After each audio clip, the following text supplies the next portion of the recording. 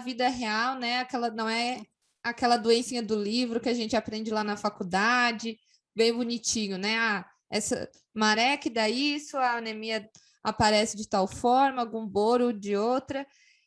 No campo não é assim, né? E queria te perguntar, então, como que a gente pode identificar essas doenças? Né? Como que a gente consegue, então, talvez diferenciar ou identificar cada uma? Como você falou, doença bem definida só em livro, né? Hoje, no campo, a gente tem um conglomerado de fatores causando sinais clínicos, muitas vezes similares, e a gente fica cada vez mais perdido na hora de identificar. O que a gente observa? Os frangos doentes ou lotes com baixo desempenho, porque nem sempre o animal apresenta um sinal clínico, mas tem um baixo desempenho. E, de novo, a gente acaba confundindo o que é comum com o que é normal. Então, às vezes, a gente tem ali, eu sempre acho micotoxina. Tá, sempre é comum achar micotoxina, mas é normal? Né? É comum eu achar G15, mas é normal?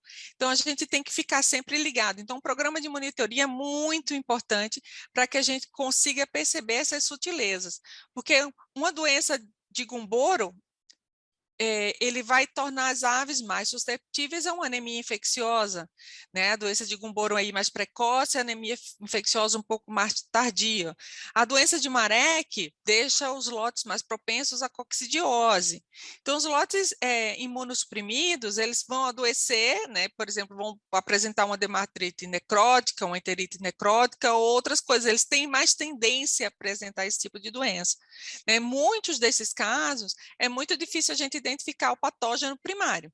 Né? Os casos persistentes por coli, muitas vezes associado a muita resistência a antibiótico, a gente pode começar a pensar numa causa imunossupressora.